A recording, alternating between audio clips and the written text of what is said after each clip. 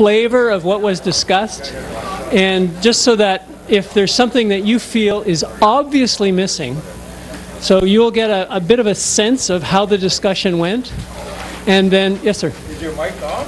Is the mic on? Yeah. Yeah, I think it's. Alrighty, I'll holler, I guess. Is that better? All right, I'll be hoarse by the time we're done. So it's just that the purpose of the report back is just to give a flavor of sort of what the discussion was in the other breakouts. And we don't have a lot of time for discussion around what the reports were. The purpose is, if you were in a different session, so for example, I'm going to report back on commercial fisheries. I'm just going to sort of run through what the discussion looked like. If there's somebody who is here in marine transportation and they think that there's an obvious gap in that discussion thread, then make a note of it and then approach me or one of the study team members afterwards, okay? Because we're into the thick of collecting information. So I'll start off. I'll try and take no more than 7 or 8 minutes and leave time for Dave, and maybe we'll have some time for discussions afterwards, or questions at least. So we had a great discussion, I think anyway, as somebody who's not from the region and somebody who's never lived here. I thought that we got a lot of issues out on the table pretty quickly. We used the framework. It worked fairly well. Folks, how did that work? Did you like the way? Did it work? We did the round table thing. Did that work for you? The round table worked. The round table worked. Okay, so we went around the room. Being used on the round table. And I'm happy to report that everybody had an opportunity to speak. And so we captured in my view, two types of information. The first type of information, which we didn't capture as much as perhaps I thought we might have, which are references to existing studies and reports. There was some exchange, and the study team member, in this case it was Randy, was able to capture reference to, I don't know, maybe a couple of dozen reports that he can follow up on. And that was kind of one of the fundamental purposes of the work. But the other thing that he did that was very enriching, I felt, was we did use the framework across issues and trends and interactions to try and document where he should be focusing some of his work. And that was the other part of what we were trying to do. And so I'll just tell you what the group over there, where that group felt he should be focusing his work. So, for example, the pick fee process and how that process might tend to transfer jobs into other regions. That's an issue from a socioeconomic impact perspective that they need to look at that policy. And in fact, policies in general, not only current policies, but previous policies, it was suggested by the group, need to be reviewed, and in particular, to take a look at the impact of those policies so that we can learn from the past. They did suggest that that would be somewhat difficult because there's this sort of corporate memory loss that they see through, well, DFO was mentioned, but I suspect that other levels of government people sort of move on, and we need that corporate memory in order to do that assessment. The other thing that was brought up was that, in fact, if we focus just on traditional data, or what we seem to agree on as data, that we won't go back very far. So the point was made that we really need to come up with some way that we can work with local community and Aboriginal knowledge, traditional knowledge, and to sort of convert it somehow into data so that we can look at these longer trends. So that was another issue that was raised. One of the things that was raised in this session that will be revisited tomorrow, which actually got a lot of nods, was that we're losing the next generation of fishers.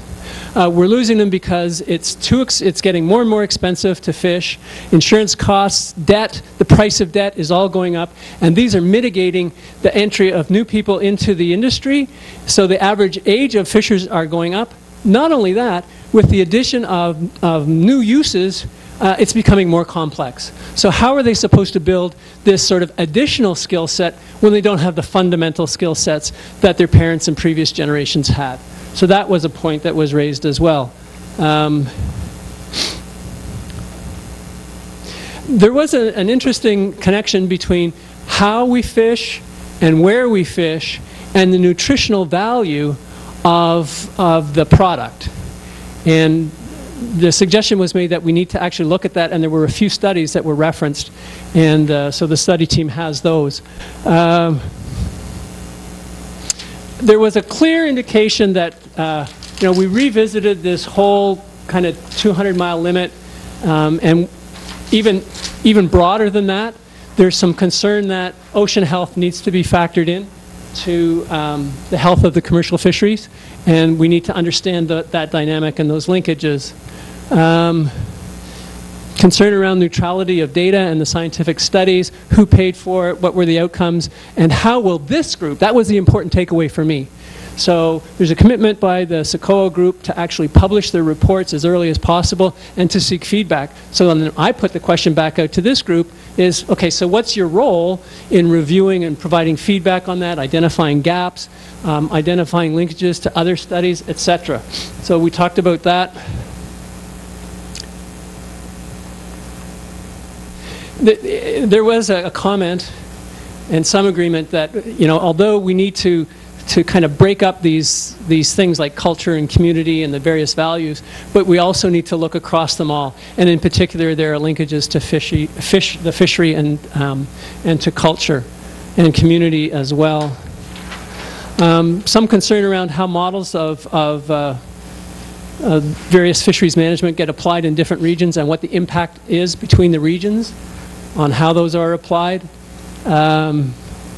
The trend in, so these were all issues. So as far as trends, the disappearance or the drastic reduction in the small boat fishery and the impacts that it has on communities, sociologically and economically. Moving licenses up out of the region, so that goes back to the PIC fee process, I guess, I'm not sure. But clearly there was some concern around that, and we need to look at that. So that's a fisheries management model and the social and economic impacts of it. And the shifts. So another trend is the shift from independent to commercial fisheries that was mentioned in the small boat. Some of these other things I've mentioned. Then as far as interactions, not only the interactions between users, but people were saying you need to look at the interactions between the sectors. So for example, there's the fisheries sector, but there's also the seafood processing sector, and there's a lot of value created, and in fact, there's a lot of opportunity to create more value, and we need to take a look at where those opportunities exist. There's also, as far as interactions go, conflicts between jurisdictions and different objectives that are set by those various jurisdictions. So sometimes those objectives are conflicting, and we need to harmonize that planning process.